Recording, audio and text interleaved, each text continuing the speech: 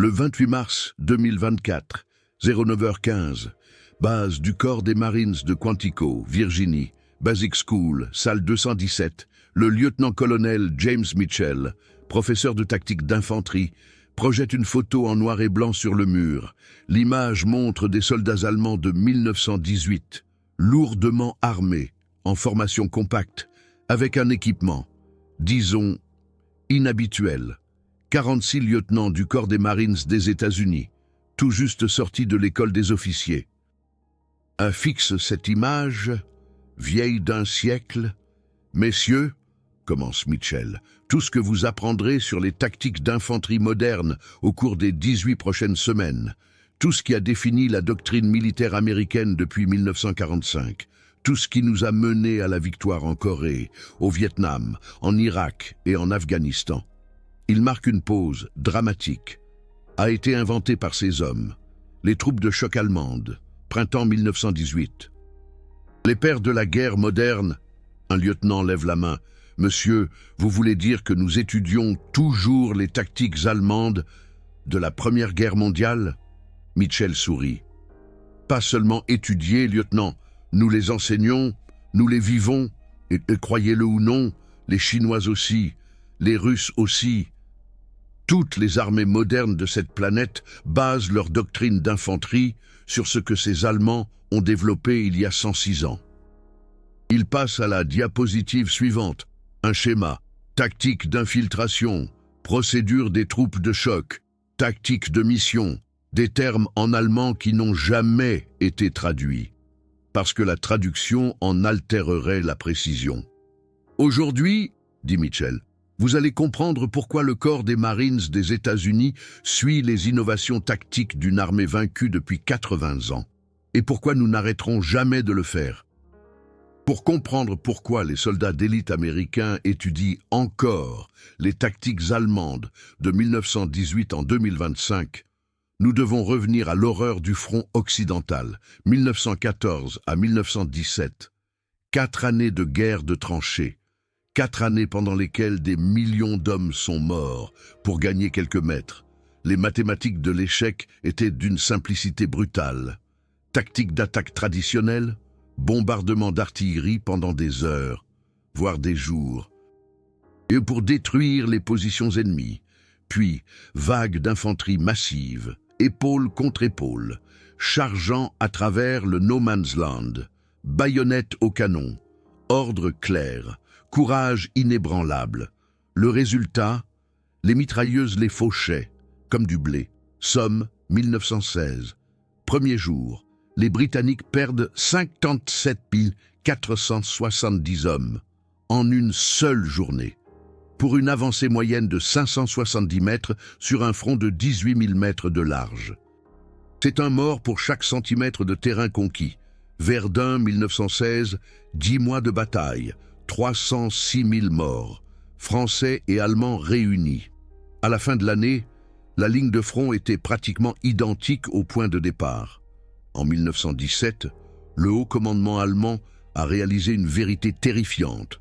Avec les méthodes traditionnelles, cette guerre était impossible à gagner. L'entente avait plus d'hommes, plus de ressources, plus de temps. L'Allemagne n'avait pas besoin de plus de soldats. L'Allemagne avait besoin de meilleures tactiques, et ainsi commença une révolution. Le capitaine Willy Rohr n'était pas un général, pas un stratège célèbre. C'était un officier de première ligne qui avait vu trop de ses hommes mourir en exécutant des ordres absurdes. En mars 1915, après la bataille de Neuve-Chapelle, Rohr a rédigé un rapport qui a choqué la hiérarchie militaire allemande. Sa thèse, l'attaque frontale massive est un suicide. Nous n'avons pas besoin de plus de vagues. Nous avons besoin d'unités plus petites, plus intelligentes, plus autonomes. Les généraux ont ri. Rohr les a ignorés.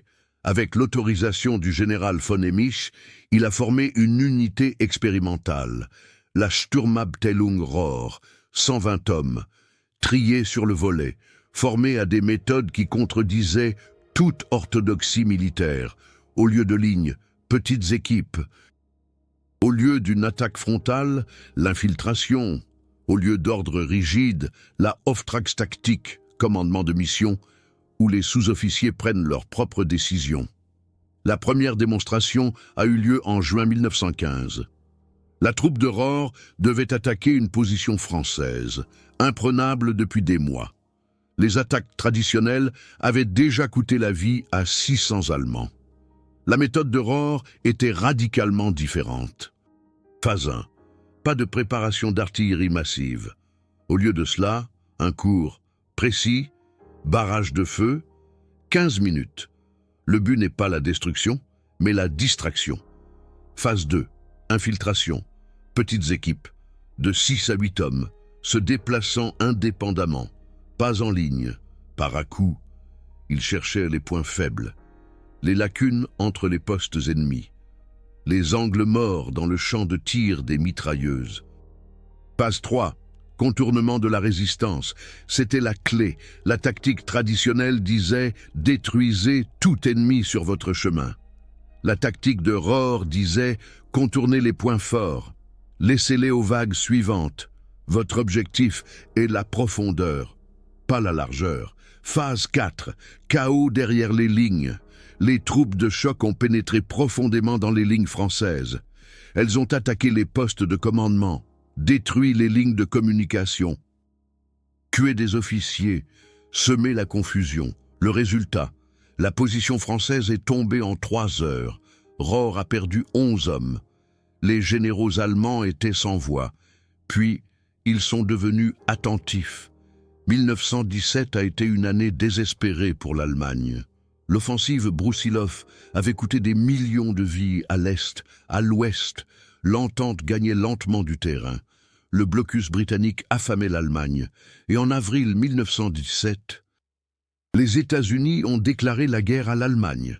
2 millions de jeunes soldats américains allaient bientôt arriver en France. L'Allemagne avait une petite fenêtre de tir. Soit forcer une victoire décisive avant l'arrivée des Américains, soit perdre la guerre. Le général Erich Ludendorff, dictateur militaire de facto de l'Allemagne, a pris une décision radicale. Toute l'armée allemande serait recyclée. Selon les principes de Rohr, la tactique d'infiltration deviendrait la doctrine officielle. En août 1917, le Angriff im Stellungskrieg Vorschrift, l'attaque dans la guerre de position, a été publié, un manuel de 96 pages qui jetait par-dessus bord toute méthode d'attaque traditionnelle. Le colonel Georg Bruchmüller, spécialiste de l'artillerie, a développé la tactique de tir appropriée, des bombardements courts, intenses, avec des obus à gaz et à fumée, coordonnés avec précision avec les attaques d'infanterie. Mais la véritable innovation était humaine, pas technique. Les armées traditionnelles fonctionnaient de haut en bas. Les généraux planifient, les officiers commandent, les soldats obéissent. Si le plan échouait, on attendait de nouveaux ordres. Cela prenait du temps. Le temps coûtait des vies. La nouvelle méthode allemande était basée sur le Auftragstaktik, un terme que les Américains traduiront plus tard par mission type order, mais cela ne rend pas compte de sa profondeur. Auftragstaktik signifiait « vous recevez un objectif, pas un protocole, vous décidez comment l'atteindre. Votre lieutenant fait confiance à votre jugement. Votre sous-officier agit comme un officier. Votre soldat pense comme un sous-officier. » C'était radical. Les soldats britanniques étaient entraînés à obéir. Les soldats bas français étaient entraînés à tenir bon. Les soldats allemands étaient désormais entraînés à réfléchir. Entre août 1917 et mars 1918, 720 000 soldats allemands ont suivi des formations spéciales pour devenir des troupes de choc. Ces unités d'élite étaient appelées Sturmtruppen, mais le principe s'appliquait à tous. La mobilité primait sur la masse. L'initiative primait sur l'obéissance. L'infiltration primait sur l'attaque frontale. L'équipement s'est adapté. Moins de fusils, plus de pistolets mitrailleurs, moins de baïonnettes, plus de grenades à main, un blindage plus léger, pour plus de mobilité. Chaque groupe de choc disposait d'une section de lance-flammes, d'une section de mitrailleuses, d'une section de lance-grenades, de petites unités de combat, autarques, et en mars 1918, l'Allemagne était prête à tester cette nouvelle méthode, à l'échelle la plus grande de l'histoire. 21 mars 1918, 04h40 du matin. 80 km de front, entre Arras et La Fère, dans le nord de la France. 6608 pièces d'artillerie allemande ouvrent le feu simultanément, le plus grand bombardement de l'histoire du monde, jusqu'à ce jour, mais pas pendant des heures, ni des jours, comme le voulait la tradition. 5 heures, précis, ciblés. À 09h40, le silence. Les défenseurs britanniques, sourds et à moitié aveugles à cause de l'attaque au gaz, sortent de leurs abris. Ils s'attendaient aux vagues habituelles d'Allemands, rampant à travers le No Man's Land, des cibles parfaites pour les mitrailleuses. Au lieu de cela, rien, du brouillard, du silence. Puis, soudain, des silhouettes, émergeant du brouillard, pas en ligne, en petits groupes. Ils n'attaquaient pas de front. Ils venaient des côtés, des angles morts. Les Stoßtruppen allemandes, fluides comme l'eau, contournaient la résistance et se faufilaient en profondeur.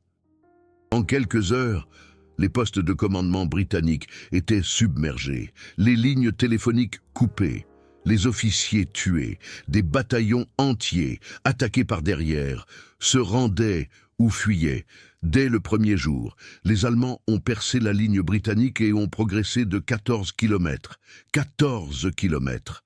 Sur le front de l'Ouest, où des centaines d'hommes mouraient habituellement pour 100 mètres. C'était un miracle. En 5 jours. Les Allemands ont avancé de 40 kilomètres. Ils se sont approchés de Paris, plus qu'ils ne l'avaient fait depuis 1914. Les généraux britanniques étaient consternés. « Comment font-ils » demanda le général Hubert Goupf à son état-major. Personne n'avait de réponse. Les tactiques allemandes allaient à l'encontre de tout ce qu'ils avaient appris dans les académies militaires. Mais alors, quelque chose de décisif s'est produit. L'offensive n'a pas échoué à cause de la tactique. Elle a échoué à cause de la logistique. Les Stoßtruppen allemandes se déplaçaient tellement vite que leur propre ligne d'approvisionnement n'arrivait pas à suivre. Au bout d'une semaine, les troupes d'élite étaient épuisées, affamées, à court de munitions. Et les Alliés, choqués, mais pas vaincus, se sont réorganisés sous un nouveau commandement unifié, celui du général Ferdinand Foch. Ils ont appris rapidement. Ils ont copié les tactiques allemandes, défense flexible, réserve mobile, contre-attaque avec leurs propres Stoßtruppen. Plus important encore, les Américains arrivaient. En juin 1918, 10 000 soldats américains arrivaient chaque jour en France, frais, reposés, et ils apportaient quelque chose avec eux, une table rase. Les Américains n'avaient pas de tradition militaire séculaire comme les Britanniques ou les Français. Ils étaient prêts à apprendre de n'importe qui, et ils ont appris des Allemands. Bois-Belleau, juin 1918, la première grande bataille de l'US Marine Corps pendant la Première Guerre mondiale. Les Marines ont attaqué les positions allemandes dans le bois. Leur tactique, traditionnelle, vague frontale, le courage avant l'intelligence. Ils ont gagné, mais ont payé un prix terrible. 1811 Marines tués en 3 semaines, pour un bois de 4 km². Mais les Marines ont appris vite. Le brigadier général Wendell Neville, commandant de la 4e brigade de Marines, a mené une analyse après la bataille. Il a interrogé des prisonniers de guerre allemands, a lu des manuels de campagne capturés, a étudié les schémas d'attaque allemands. Son rapport, remis en août 1918, était révolutionnaire. La doctrine d'infanterie allemande, écrivait-il, est supérieure à la nôtre, à presque tous égards. Tactique de petites unités, initiative des sous-officiers. Tactique de mission, ces concepts doivent être étudiés et adaptés. Le Marine Corps a écouté, mais pas immédiatement. Après la guerre, dans les années 1920, l'armée américaine a été considérablement réduite. De 4 millions de soldats à 140 000. Les budgets ont été réduits. L'innovation a stagné. Mais quelques officiers visionnaires ont gardé les leçons allemandes en mémoire. Le major Earl P. Ellis, stratège du Marine Corps, a écrit en 1921 un document prophétique. Opération de base avancée en Micronésie. Ellis n'a pas seulement analysé une potentielle guerre contre le Japon, il a analysé comment les Marines combattraient contre des îles fortifiées. Sa solution, des tactiques de Stoßtruppe allemandes adaptées, petites unités, infiltration, tactiques de mission. Ellis est mort en 1923 dans des circonstances mystérieuses à Palau, mais ses idées ont survécu dans les années 1930. Alors que les Marines se préparaient à la guerre du Pacifique, ils ont étudié obsessivement les manuels allemands, pas seulement ceux de la Première Guerre mondiale, mais aussi la nouvelle doctrine que l'Allemagne nazie développait. La Blitzkrieg était fondamentalement une tactique de Stoßtruppe à l'échelle des divisions de Panzer. En 1938, le Marine Corps a entièrement traduit en anglais le manuel de commandement des troupes allemandes de 1933. Ce manuel est devenu une lecture obligatoire à la Marine Corps Schools de Quantico. Puis est venue la Seconde Guerre mondiale, Guadalcanal, Tarawa, Saipan, Iwo Jima, Okinawa. Chaque bataille dans le Pacifique a été un cauchemar. Les défenseurs japonais, fanatiquement déterminés, dans des bunkers fortifiés, prêts à se battre jusqu'au dernier. Les attaques frontales traditionnelles auraient été du suicide, tout comme sur le front de l'Ouest en 1914-17. Mais les Marines avaient appris. Le colonel Lewis Chesty Puller, commandant légendaire des Marines, a décrit sa tactique à Guadalcanal. Feu et mouvement, petites équipes, 5 à 6 hommes, l'un tire, les autres se déplacent, pas de front, sur les côtés, contournement, pénétration en profondeur. Un général allemand n'aurait pas pu mieux le formuler. Puller ne s'était jamais entraîné en Allemagne, mais il avait étudié les manuels allemands sur Iwo Jima.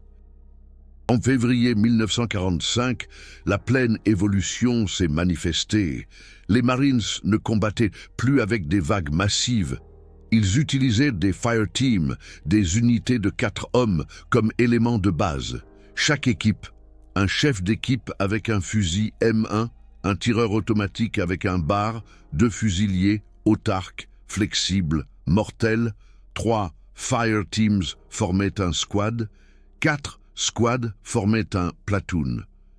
Mais surtout, chaque niveau avait de l'initiative. Un caporal pouvait prendre des décisions qui, pendant la Première Guerre mondiale, auraient nécessité un major. C'était la tactique de mission, à l'américaine. Le lieutenant-général Holland Howlin, Mad Smith, commandant du V Amphibious Corps, a écrit en 1945 « Nous avons gagné la guerre du Pacifique avec des tactiques que les Allemands ont inventées. Nous les avons améliorées, adaptées, perfectionnées. Mais la base, allemande, sans aucun doute. » 1945 fut une année singulière pour les doctrines militaires. L'Allemagne était vaincue, détruite, occupée. Mais les doctrines militaires allemandes, elles conquéraient le monde. L'Union soviétique étudiait les tactiques de chars allemandes. Les États-Unis étudiaient les méthodes d'infanterie allemande. Même les Britanniques et les Français, après une résistance initiale, copièrent les principes allemands. Pour le corps des Marines des États-Unis, une systématisation formelle commença. En 1951, pendant la guerre de Corée, le corps des Marines publia un nouveau manuel de campagne, FMFM 6-4, Marine Rifle Squad. L'auteur, le lieutenant-colonel Victor Krulak, était un vétéran de la guerre du Pacifique et un étudiant obsédé par les tactiques allemandes. Krulak définit la structure de l'escouade des Marines, qui existe encore aujourd'hui. 3 équipes de tir. Tactique de mission au niveau le plus bas. Infiltration au lieu d'attaque frontale. Le manuel ne citait pas explicitement de sources allemandes. Après la Seconde Guerre mondiale, c'était politiquement délicat, mais les parallèles étaient évidents pour quiconque connaissait les originaux. En 1961, Krulak écrivit un mémo interne qui devint célèbre plus tard. First to Fight, an inside view of the Marine Corps. Il affirmait que le corps des Marines devait construire son identité non seulement sur le courage, mais aussi sur l'innovation tactique. Et l'innovation tactique signifiait continuer à apprendre des meilleurs, même des anciens ennemis. L'ère du Vietnam testa ces principes durement. Le Vietnam n'était pas une guerre conventionnelle, pas une guerre de position, pas de ligne de front claire. Le Viet Cong utilisait des tactiques de guérilla, embuscades, infiltration, attaques éclairs. Ironiquement, c'étaient des principes que les Stoßtruppen allemandes avaient utilisés à une autre échelle. Petites unités, initiative, flexibilité. Les troupes américaines, entraînées à la guerre conventionnelle, eurent du mal au début. Mais les Marines, avec leur doctrine basée sur les Stoßtruppen, s'adaptèrent plus rapidement. En 1967, la 13e Marine Amphibious Force développa une nouvelle tactique, Combined Action Platoon, petites unités de Marines, intégrées dans des villages vietnamiens, opérant de manière semi-autonome. Chaque commandant de section avait une immense liberté de décision. C'était Auftragstactique à l'état pur.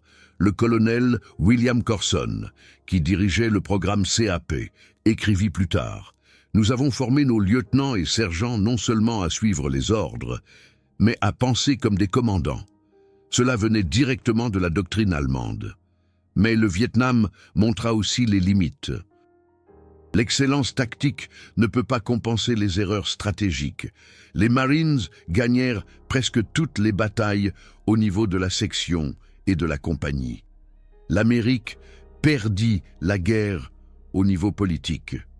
La leçon, la tactique seule ne suffit pas, mais sans une excellente tactique, on n'a aucune chance.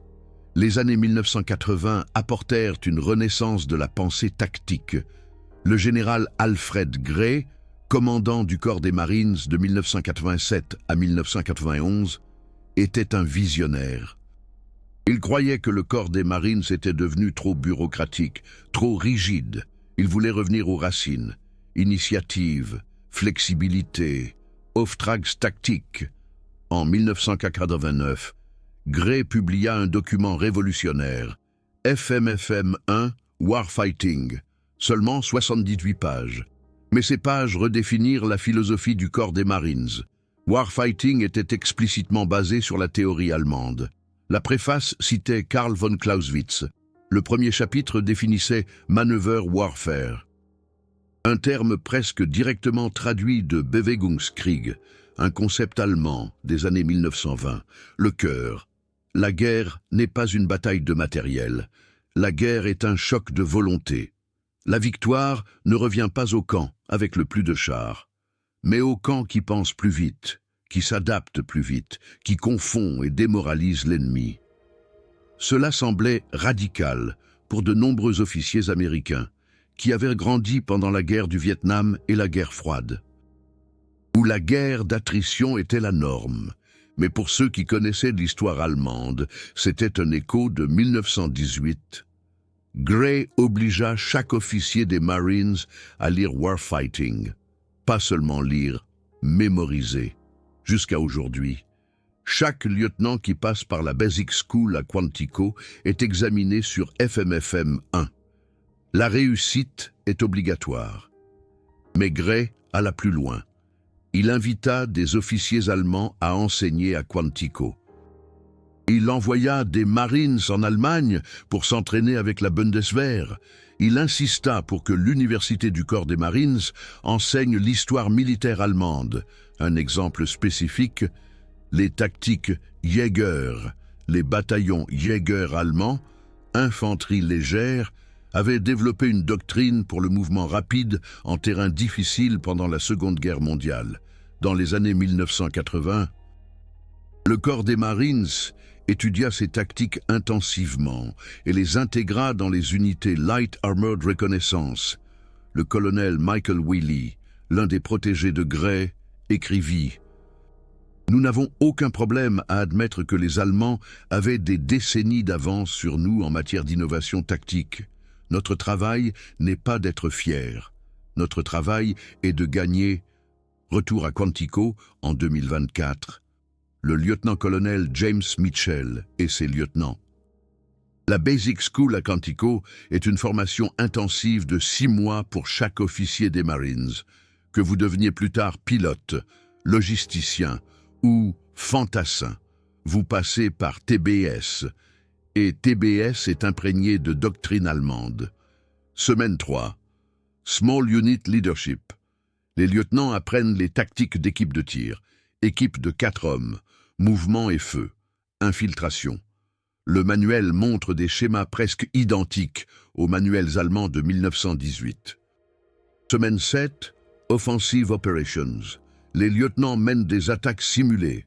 Le principe, bypass résistance, penetrate deep, contournement de la résistance, pénétration en profondeur. Littéralement la doctrine Stostrup. Semaine 12.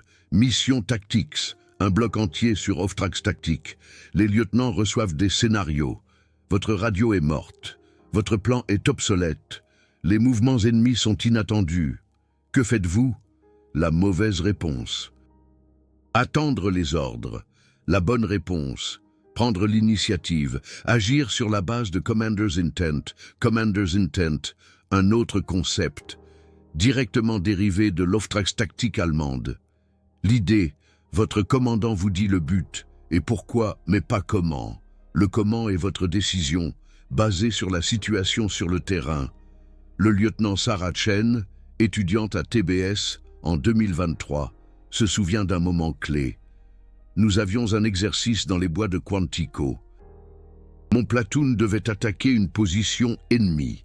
J'avais prévu une attaque de flanc gauche, mais pendant l'attaque, mon point squad découvrit une brèche inattendue sur le côté droit. Selon la doctrine traditionnelle, j'aurais dû suivre mon plan. Mais nous avons été formés selon Off-Trax Tactique. J'ai donné à mon chef d'escouade la liberté d'agir. Il conduisit son squad à travers la brèche, prit l'ennemi à revers. Nous avons gagné l'exercice sans nos propres pertes. Après l'exercice, mon instructeur a dit « C'est exactement ce qu'un chef de troupe de choc allemand aurait fait en 1918. Bien joué !»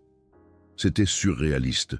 On nous entraînait à penser comme des Allemands.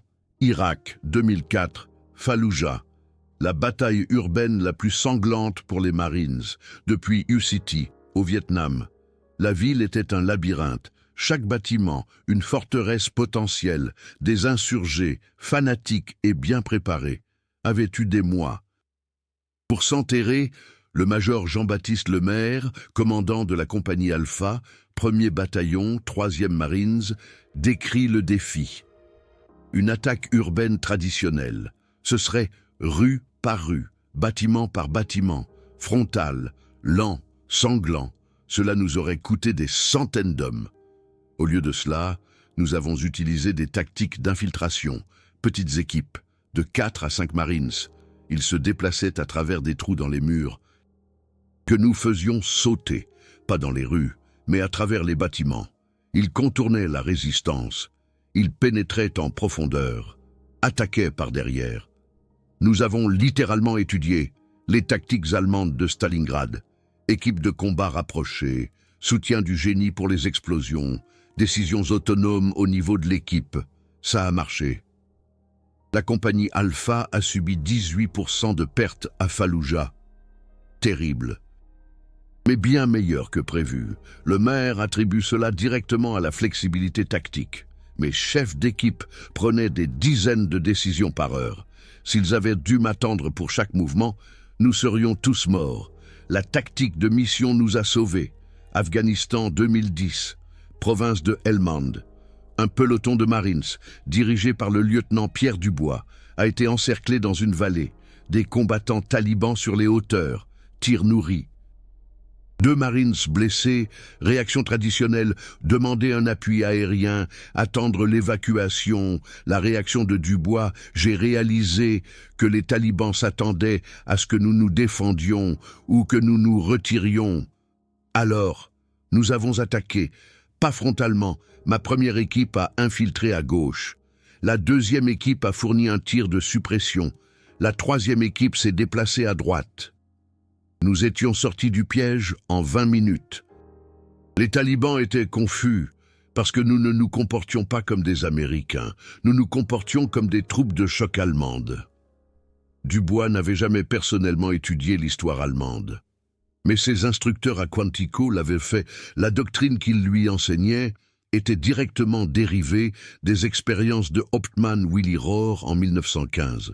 Une question demeure. Pourquoi ? Pourquoi la puissance militaire la plus forte du monde base-t-elle ses tactiques d'infanterie sur une armée qui a perdu 2 guerres mondiales? La réponse est complexe et inconfortable. Premièrement, l'excellence tactique ne garantit pas une victoire stratégique. L'Allemagne n'a pas perdu la Première Guerre mondiale à cause de mauvaises tactiques, mais à cause de l'épuisement, du blocus, du dépassement.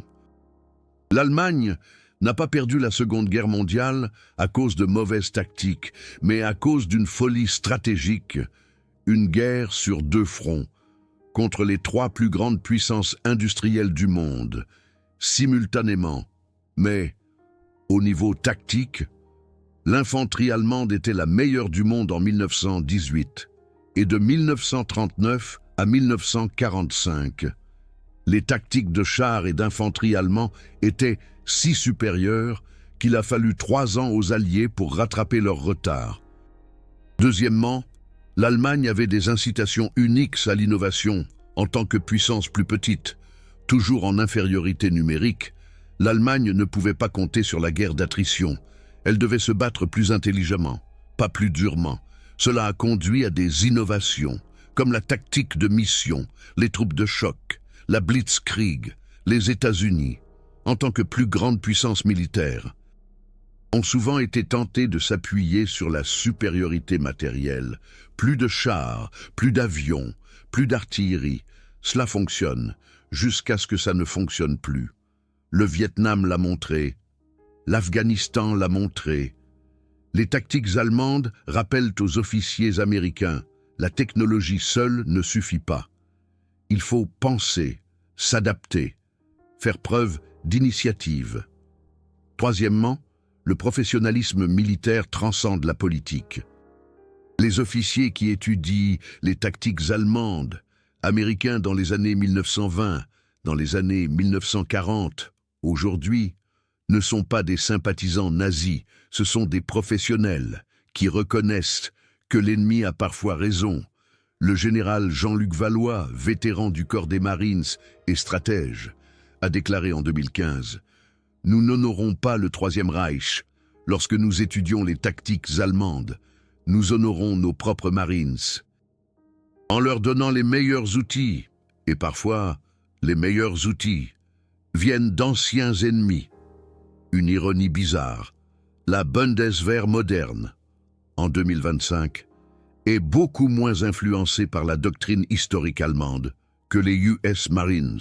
Après 1945, l'Allemagne a consciemment tenté de briser les traditions militaires. Trop de souvenirs des crimes nazis.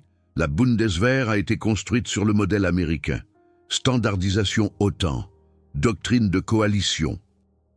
La tactique de mission est restée, elle est trop profondément ancrée dans la culture militaire allemande, mais les méthodes des troupes de choc, les tactiques d'infiltration, la maneuver warfare, elles sont plus enseignées à Quantico que dans les académies militaires allemandes. En 2019, une délégation d'officiers de la Bundeswehr allemande a visité la Marine Corps University. Le colonel Paul Berger, commandant d'infanterie, a été surpris. Il nous enseignait les tactiques allemandes de la Première Guerre mondiale. Je ne les connaissais que théoriquement. Mais les Américains, ils les vivent.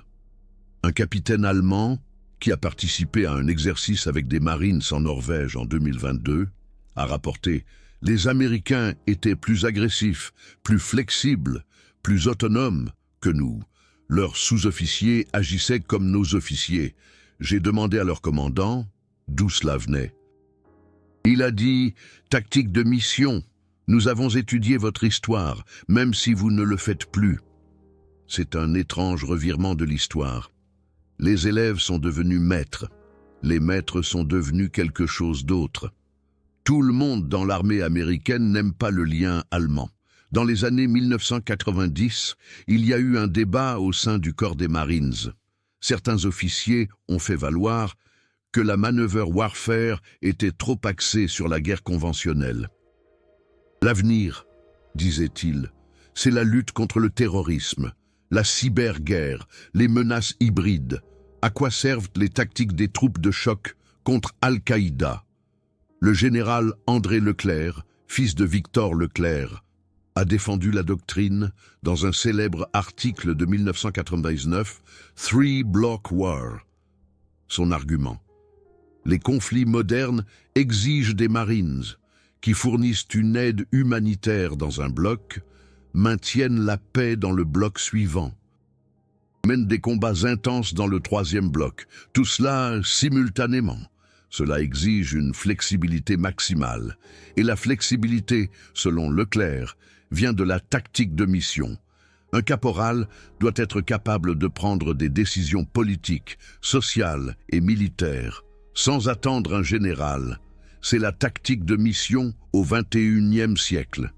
D'autres critiques demandent: si les tactiques allemandes sont si supérieures, pourquoi les Allemands ont-ils perdu? La réponse: la tactique n'est pas la stratégie. L'Allemagne avait d'excellentes tactiques, mais une stratégie catastrophique. Les États-Unis apprennent les tactiques, mais ignorent les erreurs stratégiques. Le meilleur des deux mondes. En février 2024, le corps des Marines a publié une nouvelle version de sa doctrine de guerre, MCDP-1, mise à jour pour l'ère moderne. De nombreux changements, le cyberespace, les drones, l'intelligence artificielle. Mais le cœur, inchangé.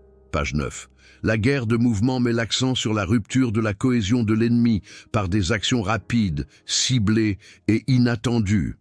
L'Oftrax tactique, les ordres de type mission, restent centrales. Le général David Berger, commandant de 2019 à 2023, a déclaré dans une interview « La technologie change, les armes changent, mais la nature humaine, non ». Les principes qui ont fait le succès des troupes de choc allemandes en 1918, initiative, flexibilité, rythme, surprise, sont tout aussi pertinents aujourd'hui. Un marine doté d'un système de ciblage assisté par IA doit toujours réfléchir. Il doit toujours s'adapter. L'Oftrax tactique n'est pas dépassée. Elle est intemporelle. À l'Université du corps des Marines de Quantico, le professeur David Betts enseigne un cours « Histoire des tactiques d'infanterie ». Lecture numéro 1. L'attaque dans la guerre de position, 1918. Version originale allemande. Avec traduction anglaise, Betts explique « Mes étudiants, capitaines et majors, sont parfois choqués de voir à quel point ce document vieux de 107 ans est pertinent. Le langage est différent. La technologie est différente, mais les principes pourraient avoir été écrits aujourd'hui. Un exemple concret, la guerre des drones. L'infanterie moderne utilise de petits drones pour la reconnaissance, le ciblage et même les attaques. Comment intégrer les drones dans les tactiques d'infanterie? Le corps des Marines a étudié les méthodes des troupes de choc allemandes. En 1918, les troupes de choc avaient des rôles spécialisés, équipe de lance-flammes, équipe de mitrailleuses, équipe de lance-grenades. En 2025, l'opérateur de drone est un autre rôle spécialisé, mais le principe demeure. Petites équipes autonomes avec différentes compétences. Le lieutenant-colonel Marie Dubois, qui a dirigé une étude sur l'intégration des drones en 2023, a écrit « Nous ne réinventons pas la roue. Nous mettons à jour les concepts de Willy Rohr pour le XXIe siècle. Une ironie finale. Les États-Unis ne sont pas les seuls à étudier les tactiques allemandes. La Chine, construisant une armée moderne, a massivement investi dans la pensée militaire allemande. Les académies militaires chinoises enseignent Clausewitz, la doctrine des troupes de choc allemandes. L'Auftragstaktik. En 2020, l'Armée populaire de libération a publié un nouveau manuel d'infanterie qui ressemble étrangement à la doctrine du corps des Marines parce que les deux proviennent des mêmes sources allemandes. La Russie, bien sûr, a une longue relation avec les idées militaires allemandes. La théorie soviétique de la bataille profonde des années 1930 a été fortement influencée par la doctrine allemande de la guerre de mouvement. Les tactiques russes modernes des Spetsnaz montrent des échos clairs des méthodes des troupes de choc. Cela signifie, dans le prochain grand conflit, que ce soit entre les États-Unis et la Chine, l'OTAN et la Russie ou autres, les deux camps se battront avec des tactiques basées sur les innovations allemandes de 1918. La boucle est bouclée. Les idées, nées dans les tranchées du front occidental, sont maintenant un héritage mondial. Retour à notre point de départ. Quantico, 2024. Le lieutenant-colonel Mitchell et ses lieutenants, les yeux rivés sur la photo en noir et blanc des troupes de choc allemandes de 1918. « Messieurs, dit Mitchell à la fin de la leçon, dans 18 semaines, vous obtiendrez votre diplôme d'ici. Vous rejoindrez vos unités, infanterie, artillerie, logistique, peu importe. Certains d'entre vous iront dans des zones de conflit. Certains commanderont des Marines au combat. Et quand vous le ferez, quand vous serez dans le chaos et la terreur de l'engagement, vous vous appuierez sur votre entraînement, tactique d'équipe de tir, Auftragstaktik, initiative, flexibilité, infiltration. Souvenez-vous d'où cela vient. Souvenez-vous du capitaine Willy Rohr, Sturmabteilung Rohr, 1915, un officier allemand qui a vu trop d'hommes mourir en exécutant des ordres stupides, qui a décidé il doit y avoir une meilleure façon. Il a trouvé cette voie. Et 110 ans plus tard, nous l'utilisons encore, pas parce que nous sommes nostalgiques, pas parce que nous romançons l'histoire allemande, mais parce que ça marche. Mitchell fait une pause. La guerre est l'arène méritocratique ultime. Les mauvaises idées vous tuent, les bonnes idées vous sauvent. Nous utilisons des tactiques allemandes parce qu'elles ramènent nos Marines à la maison. C'est la forme la plus élevée de respect. Pas des mots, mais des actions. Les lieutenants acquiescent. La leçon est terminée, mais l'héritage perdure. Aujourd'hui, pendant que vous lisez ceci, de jeunes Marines à Quantico s'entraînent selon des principes développés il y a plus d'un siècle, dans des tranchées allemandes, par des hommes qui sont morts depuis longtemps, mais dont les idées sont immortelles. C'est la véritable supériorité, pas les armes, pas la technologie, mais les idées, des idées si fondamentalement justes qu'elles transcendent les générations, les idéologies et même les inimitiés. Les Marines américains étudient les tactiques d'infiltration allemandes jusqu'à aujourd'hui.